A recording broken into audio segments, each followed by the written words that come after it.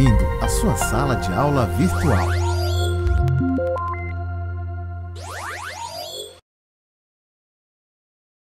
Olá pessoal, saudações geográficas. Vamos dar sequência então à nossa aulinha.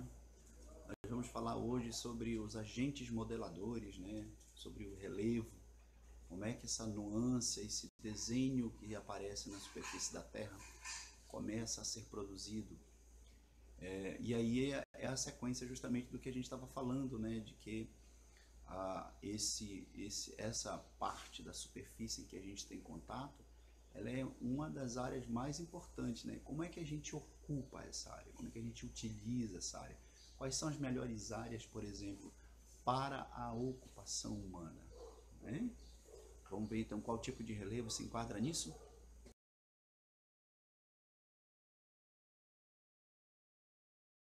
Muito bem, pessoal. Módulo 6, estrutura da Terra. Nós veremos rochas e minerais, o ciclo das rochas, o relevo, tipos de relevo, né? Os agentes modeladores do relevo. Então, nesse módulo, nós vamos trabalhar a parte física, né? A parte fisiográfica, a estrutura geológica do planeta Terra e como é que essa estrutura geológica pode influenciar no nosso país, né? Na composição geológica do Brasil. Então, vamos lá. Vamos seguir em frente.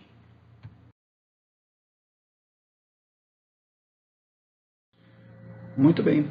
Aí, a Terra desenvolve, a Terra solidifica, cria atmosfera, cria a água, né? Cria a palavra assim para facilitar o entendimento, né? Então, a gente vai dar sequência em como é que, na verdade, essa superfície ela vem se desenhando, né? E a pergunta que não quer calar é o que é o relevo?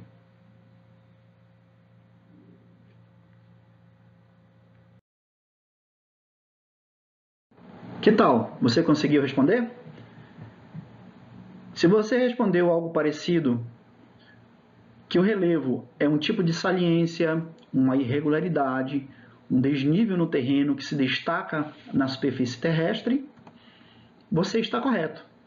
Em geografia, o significado de relevo se refere ao conjunto de formas que sobressaem na crosta terrestre, concebidas sob a ação de forças internas e externas, denominadas de agentes modeladores do relevo. Se a gente for observar na imagem aqui, vocês vão notar o desnível que existe nessas duas formações aqui, né, montanhosas, que se destacam com relação ao que está ao seu redor. Então, nós temos aqui essa área plana, nós temos essa área mais elevada. Isso é o relevo. Deu para entender?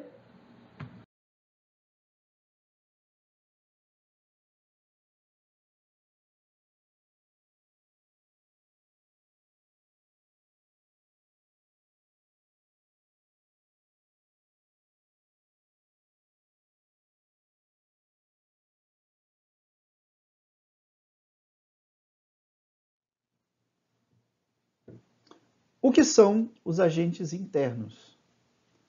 Também conhecidos como endógenos. Eles são processos estruturais que atuam do interior para o exterior. São eles o tectonismo, o vulcanismo e os abalos sísmicos.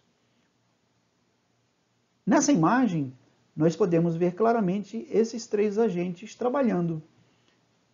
Há um movimento que vem do interior da Terra, essa parte amarela e vermelha, que é de rocha líquida, né? Se movimenta do interior da Terra para o exterior. Na parte superior, você vai ver a placa tectônica, ou as placas, por isso chamado de tectonismo, porque essas placas vão se movimentar conforme essas massas de rocha líquida entram em contato com essas rochas sólidas e as empurram em direções diferentes. Quando elas são empurradas na direção convergente, elas entram em contato, em atrito, e quando elas são empurradas no sentido divergente, elas se afastam umas das outras, também provocando atrito. Quando ocorre esse afastamento ou essa aproximação entre essas placas, nós temos os abalos sísmicos. Sismos, ou mais comumente conhecidos como terremotos. Agora, quando esses movimentos de convecção ocorrem, que entram em contato com a rocha sólida, e ela provoca uma ruptura, uma abertura na superfície, esse material da rocha líquida é jogada para o exterior, formando os vulcões. Eis aí, então, como é que agem os agentes externos. Por isso eles são considerados estruturais, porque eles alteram a estrutura física das placas tectônicas.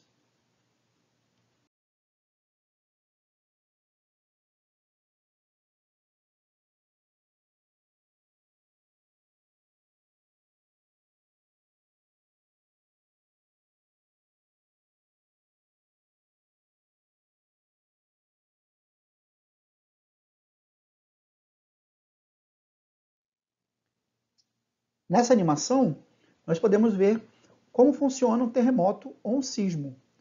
Então você tem duas placas que elas estão em atrito, ela ocorre do interior para o exterior em movimento, em comprimento de onda, em movimento de onda.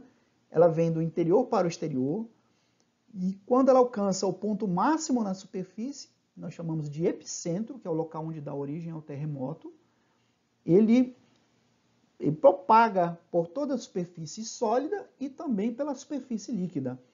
Quando existe esse movimento tectônico embaixo dos oceanos, embaixo das águas, nós chamamos de maremoto e hoje comumente eles são também chamados de tsunamis. Então eles provocam grandes destruições, né, ou pequenas destruições, ou alguns locais você tem alguns pequenos tremores de terra, alguns deles são até imperceptíveis, mas eles estão acontecendo. Em algumas áreas, esses movimentos tectônicos são muito mais fortes, são muito mais intensos. E, dessa forma, provocam, então, maiores destruições. E nessa animação, nós vemos o vulcanismo. Então, quando ocorre a ruptura na superfície da Terra, esse material magmático que a gente está vendo aí, que está em movimento, ele vem do interior da Terra para o exterior. Quando ocorrem movimentos mais fortes, há uma explosão, que nós chamamos de erupção, e esse material, junto com rochas incandescentes, uma grande quantidade de gases tóxicos, especialmente o enxofre, ele é arremessado do interior da superfície, né, da Terra, e é lançada para a atmosfera e lançada na superfície da Terra. Alguns vulcões provocam grandes destruições e outros vulcões nem tanto, né? Alguns deles já estão até adormecidos e muitos deles já até extintos. No Brasil, por exemplo, nós não temos a incidência de vulcões. Há alguns milhões de anos atrás, esses vulcões deixaram de existir na nossa região. Mas existem áreas, por exemplo, que nós podemos detectar que existem pequenas formações de montes de áreas com uma elevação um pouco maior, que são áreas encobertas pela floresta, que já foram vulcões. Bem interessante, né? Nessa outra animação, a gente pode ver a ação do tectonismo, o movimento tectônico, a ação dos agentes internos, e automaticamente, quando eles atuam sobre essas rochas em estado sólido, você vai encontrar tanto abaixo do nível do oceano, como acima dele, como a gente pode ver os continentes e as ilhas, elas estão em constante movimento. Em um dado momento da história da evolução da própria Terra, nós vamos ver aí que eles formavam um conjunto, né? Depois eles foram sendo separados por esse movimento tectônico. Aí, né, surge então, a partir esse movimento foi observável a partir de uma teoria que foi criada há alguns anos, por volta dos anos 50, que é a teoria da deriva continental, ou a teoria da deriva dos continentes, que posteriormente deu a origem à teoria do tectonismo, né? Que aí nós podemos observar na costa da África e a costa da América do Sul, elas se encaixavam perfeitamente. Então, a partir daí, a partir dessa observação aparentemente inocente, pôde-se constatar depois que geologicamente os animais, o solo, né, dessas duas áreas, assim como entre outras, se combinavam muito bem. E aí, além da observação, pôde-se constatar com muitos dados científicos de que, de fato, essas placas faziam parte de um conjunto só em uma história geológica da Terra bem anterior. Então, a Terra tem aproximadamente 4 bilhões e meio de anos, e aí, durante esse período, ela passou por uma evolução, por uma mudança. Aí é o motivo pelo qual a gente observa que elas continuam ainda em movimento. Onde ocorre terremoto, quando a gente observa os vulcões, o movimento dos vulcões, os movimentos de erupção, a gente está observando que a Terra está em movimento. Lembram que há um tempo atrás, a gente podia dizer que a Terra tinha 2 movimentos, rotação e translação. Aí, ó, movimento tectônico é mais um, né? Muito bem. Além dos agentes internos, temos então também os agentes externos. O que são esses agentes externos? Esses agentes externos ou exógenos são processos esculturais que atuam externamente na superfície da Terra, esculpindo a paisagem, como a erosão e o intemperismo. Os intempéries ocorrem com a ação das águas, do vento, do mar, do gelo, dos seres vivos e neles incluso o próprio ser humano. Então eles são chamados de exógenos ou externos justamente porque eles vão atuar. A gente olhando essa animação, você vê aí o movimento das águas que vai estar trazendo os sedimentos de áreas mais altas para as áreas mais baixas. Então essas pedras que vocês estão vendo na lateral, as pedras que vocês estão vendo no fundo dela, essa escavação que ela faz nessa área por onde ela passa, que a gente chama de calha do rio, então ela é uma ação que a água contribui. Então a água no nosso planeta, ela é muito importante porque mais de 75% do nosso planeta é constituído de água. A água, ela é um agente que vai atuar tanto fisicamente como quimicamente na superfície da Terra. Então ela é um diluente natural, ela é uma transportadora natural e ela é uma agente erosiva em potencial. Aí você pode ver então que os rios são muito importantes, né, como agentes modeladores ou escultores, como o próprio nome diz aqui, por isso que eles são chamados de esculturais, porque eles vão de fato esculpir, né, a superfície da Terra.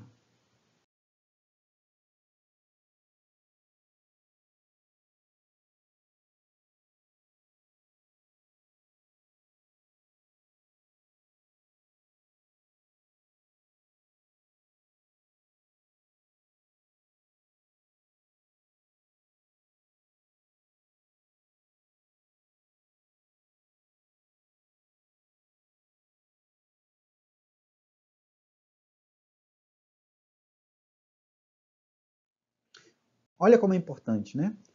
O rio traçando o caminho em meio a uma rocha sólida e ele vem procurando, quando a gente fala procurando, porque as águas elas procuram o nível do mar, elas obedecem à gravidade. Então ela vem de áreas mais altas para as áreas mais baixas.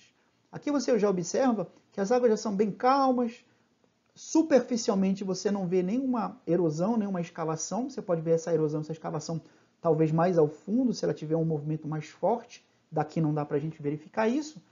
Mas você vai observar também que existem diversos pontos aqui que esculpiram a rocha, provocando essa formação arredondada na rocha, né? Quase como se tivesse sido lixada. Então é isso que mesmo que acontece. A água vai passando pela rocha, ela vai arrancando os sedimentos, vai retirando os sedimentos, vai carregando, às vezes misturada a água, às vezes no fundo da água, sedimentos de grande, de pequeno porte, e são carregadas para áreas mais baixas. Então, os rios, então, são bastante importantes na sedimentação, na erosão, que é esse processo de desgaste das rochas, né? Essa composição que vocês estão vendo aí, dessa paisagem, toda foi feita pelo rio, né? E aí o rio ele vai escavando, conforme ele vai encontrando obstáculos, e essas rochas, conforme os seus materiais minerais vão apodrecendo, vão sofrendo tanto o intemperismo químico como o intemperismo físico, E aí você ainda tem outros agentes, que não somente a água. Você pode ter o vento, você tem aí o próprio calor do sol. Então esses elementos todos combinados contribuem para... Então, como vimos, os rios são importantes agentes modeladores do relevo. São escultores, né? Verdadeiros escultores, artistas naturais, né?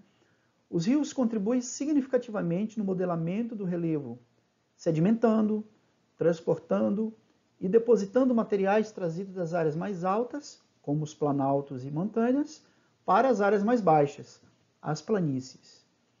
No Brasil, temos importantes rios, como o São Francisco, chamado também de Velho Chico, que é o maior rio totalmente brasileiro, com aproximadamente 3.160 quilômetros de extensão, e é também chamado de Rio da Integração, por conectar as regiões Sudeste, uma importante região industrial, né, e a região Nordeste do Brasil, que é uma região assim muito conhecida pelo turismo.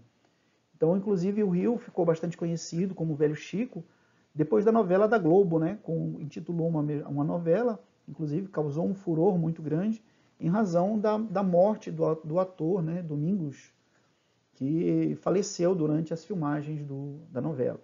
Mas o rio é extremamente importante, porque ele entrecorta uma área com uma escassez de água e conecta regiões bastante importantes, como a gente pode observar aqui, entre as regiões Sudeste e a região Nordeste do Brasil. Creio que um dos fatores mais importantes na configuração, na formação desse relevo aí é a ação do homem, né? Porque através da tecnologia, o homem, ou a sociedade, tem feito modificações constantes na natureza. A construção de túneis, represas, rodovias, desvios de rios são alguns exemplos. A interferência da sociedade na natureza, ao invés de ajudar a melhorar, algumas vezes acaba prejudicando-a. É o que vem acontecendo nas últimas décadas, com os desmatamentos para a construção de estradas, a extração de madeiras, construção de indústrias, a exploração de garimpos, né? Então, realmente, o homem ele tem sido um dos maiores responsáveis pela modificação do relevo em razão dessas novas tecnologias, né? Você pode observar aí grandes cidades, grandes centros urbanos, né? A quantidade de concreto, de armação em aço e tudo mais, que são justamente recursos tirados diretamente da natureza, sem nenhuma preocupação de preservação, né? Então, a ideia da preservação ela é ainda um pouco distante para muitas pessoas, né? Para muitas sociedades. Tem se falado muito nos últimos anos a respeito disso, mas em prática nós temos muito pouco, né? Fazemos muito pouco para de fato melhorar.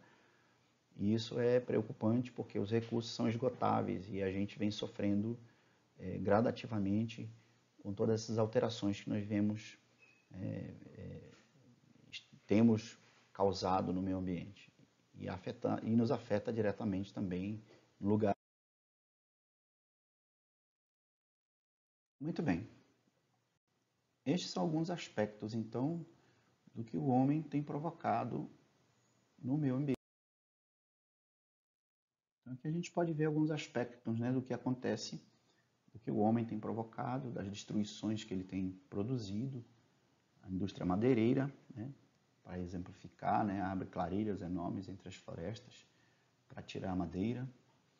Nós vamos ver também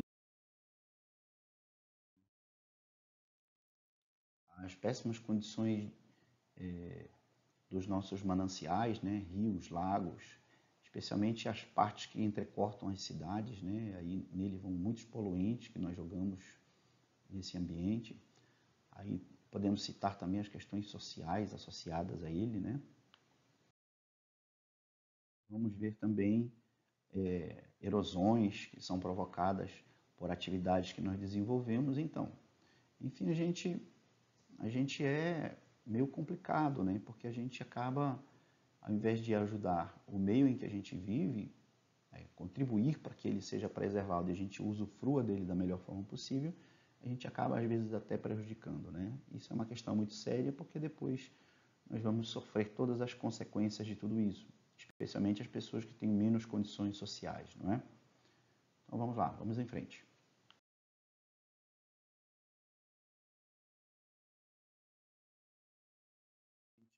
Então, os agentes externos, eles agem na parte externa ou na superfície da Terra.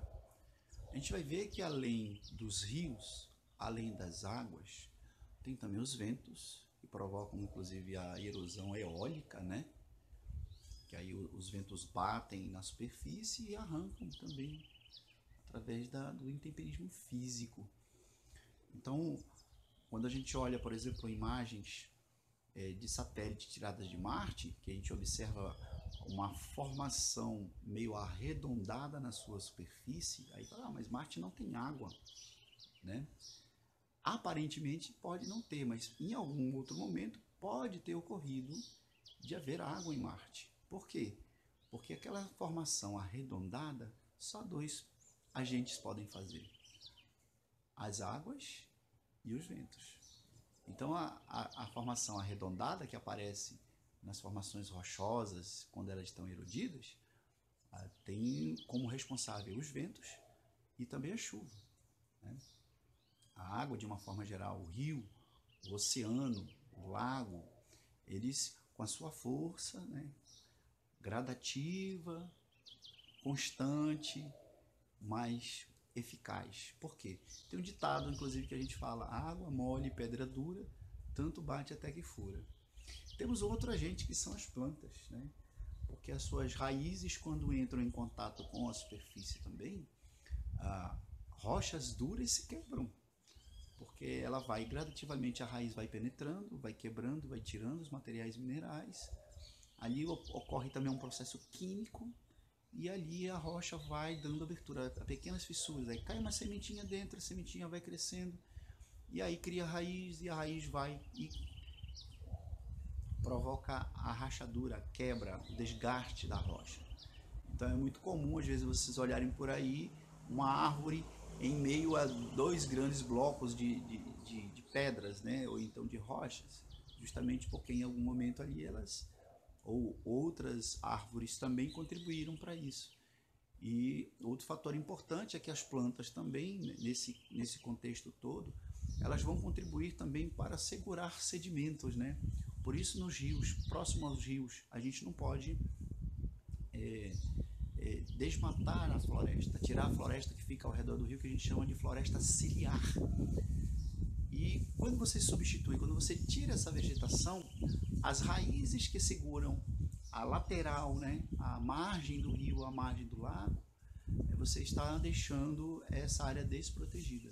Então as árvores, elas protegem essa margem do rio, e aí diminuindo inclusive o processo erosivo, né, e também diminuindo a possibilidade de você assorear a calha do rio. Então, assoreamento seria então quando o rio ele fica encoberto pelos sedimentos, e às vezes quando tem mais sedimentos do que o rio comporta, então aí você tem o soterramento dele, né?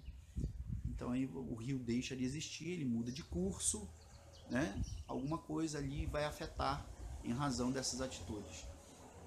Então cuidar desse equilíbrio, né, entre a exploração humana e os recursos naturais, ele é fundamental.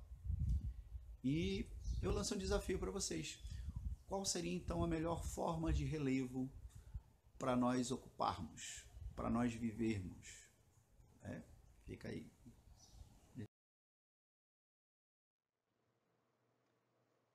Tipos de relevo. Estas diferenças de altitudes, relevo, apresentam 4 conjuntos ou tipos distintos que integram a estrutura geológica do nosso planeta. São eles: planaltos, planícies, montanhas e depressões. Vocês podem observar a imagem ao lado, que nós vamos observar muito claramente essas 4 distintas estruturas. Você vai ver o planalto logo abaixo, nessa área ao lado da depressão. Então, o planalto seria uma área plana e alta, observando a região ao lado, ela é mais elevada. A depressão, que é um desgaste dessas áreas mais altas. Ao lado, do outro lado do rio, você vai ver a planície, que é uma área de depósito desses rios. Esses rios trazem sedimentos e depositam aí. Por isso que ela apresenta essa característica plana, né? Plana mais baixa. Você vai ver as montanhas logo aqui acima. E quando você tem uma cadeia de montanhas, um conjunto de montanhas, a gente chama de cordilheira. Entre essas montanhas, entre essas elevações no terreno, nós vamos ter a formação dos vales, ok? Então essa imagem ela expressa bem legal, dá uma expressão legal da superfície da Terra, apresentando então esses 4 conjuntos do relevo.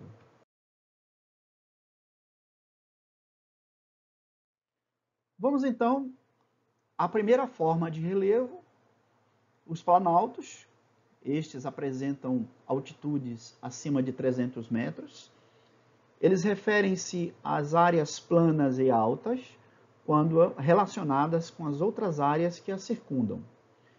Eles podem se formar pelo desgaste de montanhas ou pelo soerguimento do terreno, pelo movimento tectônico. Então, o que é o soerguimento? É o levantamento do terreno através da força tectônica. Então, logo ao lado, vocês vão ver o exemplo do Planalto Central do Brasil, aqui acima, onde vocês estão vendo essa área plana e mais elevada com relação a que está mais abaixo. E você vai ter, logo abaixo, na segunda imagem, a Chapada da Diamantina, na Bahia. Então, vocês vão ver que são esses tablados, né? Essas montanhas que sofreram desgaste. Vocês vão ver logo abaixo aqui, nessa área um pouquinho verde, no sopé da Chapada, você vai ver os sedimentos que foram levados da parte mais elevada da montanha, né, sendo carreado aí pela força das águas e pelos intempéries através dos tempos.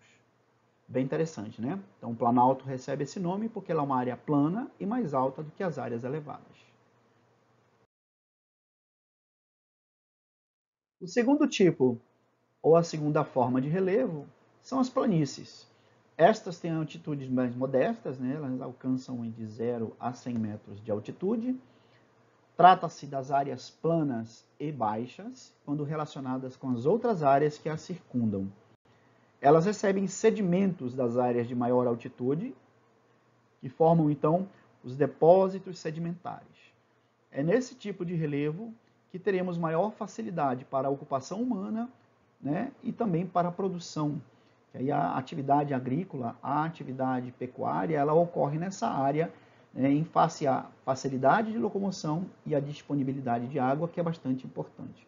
Então vocês vão ver a primeira imagem logo acima, a planície amazônica, né, na qual ela é irrigada pela hidrografia do rio Amazonas, e logo abaixo os pampas gaúchos, essas áreas aí onde tem grandes campos, né? O local hoje onde basicamente ela foi ocupada pela atividade agrícola na região sul do país. Então a planície ela recebe esse nome justamente por ela ser uma área plana e mais baixa, um depósito sedimentar. O terceiro tipo são as montanhas, com altitudes acima de 500 metros. E alcançando o teto de até quase 9.000 metros, como é o exemplo das montanhas do Himalaia. São áreas com maior elevação, altitude que se destacam das áreas ao redor. Dependendo da altitude, podem ser chamadas de morros, serras, picos. Esse último pico, ele recebe esse nome justamente por causa daquela formação pontiaguda que elas têm, né? E elas são bastante íngremes. Geralmente elas surgem quando as placas tectônicas chocam-se umas com as outras, provocando o soerguimento ou levantamento do terreno, sempre seguido de tremores de terras, chamados de abalos sísmicos, sismos ou ainda terremotos. Aqui ao lado nós vamos observar os dois exemplos. Na primeira imagem, logo acima, a Cordilheira dos Andes, na América do Sul, e abaixo o Monte Everest, entre o Nepal e o Himalaia, formando aí a cadeia do Himalaia. numa região que a gente também recebe o nome de teto do mundo, justamente por causa da grande elevação que ela apresenta.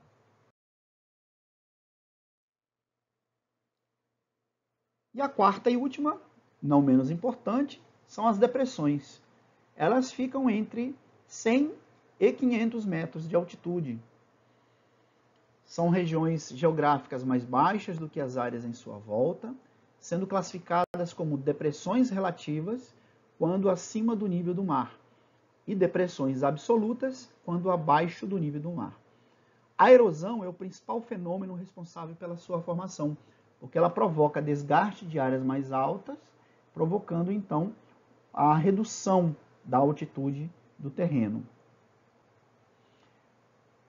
Nós temos o exemplo da depressão do Rio São Francisco, dessa imagem que fica à sua esquerda, e a depressão do Mar Morto, que é a maior do mundo, né? Ou a mais baixa do mundo, porque ela tem 392 metros abaixo do nível do mar. Então você vai observar claramente aí que é uma área deprimida, né? Uma área que sofre desgaste e, portanto, ela é bem mais baixa do que a área que está ao seu redor.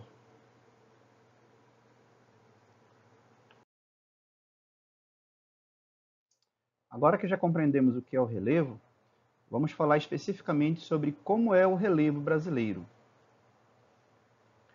Por ser muito antiga, a estrutura geológica do território brasileiro apresenta predominantemente baixas altitudes, basicamente de planícies, planaltos e depressões. Apenas 0,5% de áreas possuem mais de 1.200 metros e 78% não ultrapassam os 500 metros. Então, se vocês forem observar aqui na imagem, essa área verde aqui são as depressões, que tem uma expressiva área, né? Uma área onde você vai ver essa área aqui de planaltos, como elas têm maiores altitudes, aqui ela vai apresentar uma baixa altitude, aqui um pouquinho mais alta. Então, quando a gente observa o desenho ou a distribuição desse relevo, a gente observa que as planícies, que é essa parte em amarelo, onde estão associadas ao nível do mar, aqui na área litorânea, né, que alcança o nível do mar, e essas áreas aqui onde são banhadas por rios. Então, essas depressões apresentam um menor percentual, que está em torno aí de 0,5%.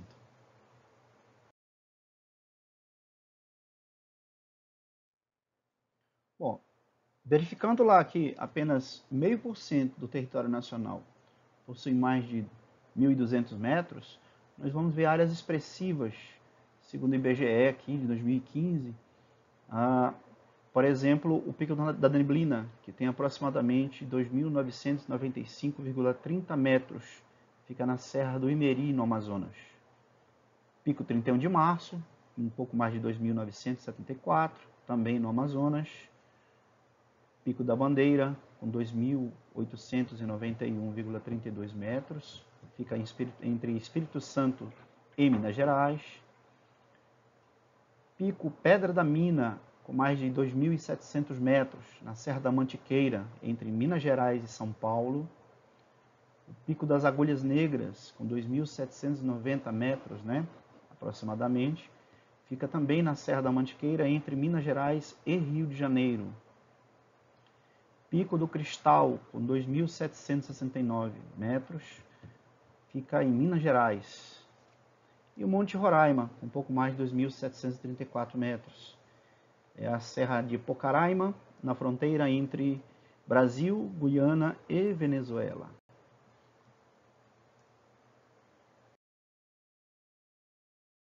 Nós já falamos sobre algumas das características do relevo brasileiro. Vamos detalhar então essas características. No Brasil, os planaltos são cercados por depressões e localizam-se em bacias sedimentares, a exemplo dos planaltos da Bacia do Paraná e do Parnaíba. Temos também áreas cratônicas, a exemplo dos planaltos e serras do leste e sudeste. Sobre os primeiros, que são essas áreas cratônicas, costumam ocorrer formações do tipo mares de morro, muito comuns no centro-oeste brasileiro. São assim chamados porque formam uma cadeia de pequenos morros, né? E aqui ao lado você vê o planalto do Rio Paraná. Essa área que é aplainada, mais elevada, e aqui você vai ver um vale, né? Que fica entre essas duas áreas, que aqui vocês vão observar que ela de alguma forma sofreu uma ruptura.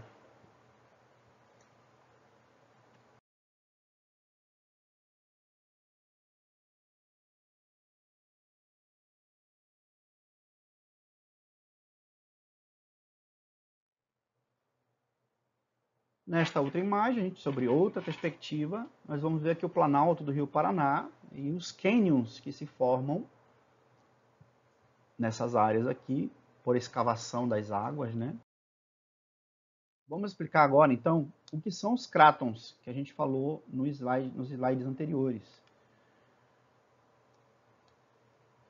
Eles são um tipo de estrutura geológica de formação antiga, cuja constituição data da pré-cambriana, né, da era pré-cambriana, durante os períodos Proterozoico, Arqueozoico, que ocorreu então há bilhões de anos. Então, quando a gente está falando aqui do período pré-cambriano, é o período em que a Terra começa a passar pelo processo de formação. Proterozoico, justamente porque ela começa a se formar, né? As primeiras áreas sólidas, as primeiras rochas sólidas que aparecem, constituem nesse momento. Então, realmente são as áreas mais antigas que a gente encontra num território. Por isso são chamados de crátons. Apresentam estruturas rígidas, majoritariamente compostas por rochas ígneas e metamórficas. As rochas ígneas ou magmáticas são rochas oriundas da solidificação do magma, né? Da rocha líquida que a gente encontra no interior da Terra. E as rochas metamórficas são qualquer tipo de rocha que, de alguma forma, ela tenha passado por um processo de transformação químico-física. Então, a palavra metamórfica vem justamente do metamorfismo, né, de transformação. Então, são rochas transformadas pela pressão ou ainda pela forte pressão da estrutura interna da Terra. E encontram-se em áreas de elevada estabilidade geológica, isto é, sem interferência direta e intensiva de abalos sísmicos, vulcanismo e outras atividades ligadas ao tectonismo. Então, estes são os crátons, né? São áreas mais antigas, são áreas de formação geológica que datam do início, né, do princípio da formação da Terra.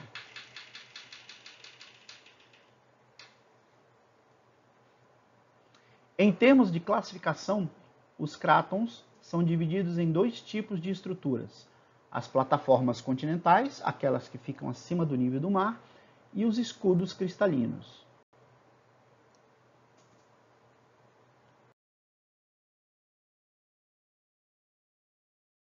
Então, pessoal, a gente vai encerrando essa parte, né, que é bem interessante, é importante para a nossa sociedade, né, conhecer esses aspectos físicos do nosso planeta, como ele está distribuído, como usufruir dele, né, onde encontrar, porque tudo isso é importante, né?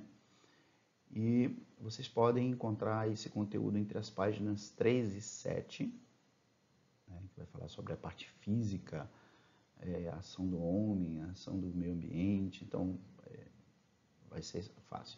Se você estiver encontrando alguma dificuldade, leiam, revejam os vídeos, pesquisem mais um pouquinho na internet, tem muita coisa interessante por aí também que vocês podem consultar, né? E não vamos desistir, que isso às vezes tem alguns complicantes na vida, mas a oportunidade que a gente está tendo nesse momento com essa forma, com essa modalidade de educação é bem interessante. Vocês podem fazer o horário de vocês, façam o horário de vocês, né? Flexibilizem o máximo possível, mas procurem fazer tudo dentro das possibilidades, né? Então a gente se encontra no próximo vídeo, vamos continuar falando aí sobre os aspectos físicos, né, do planeta Terra, das outras esferas, né? E até lá, a gente se encontra.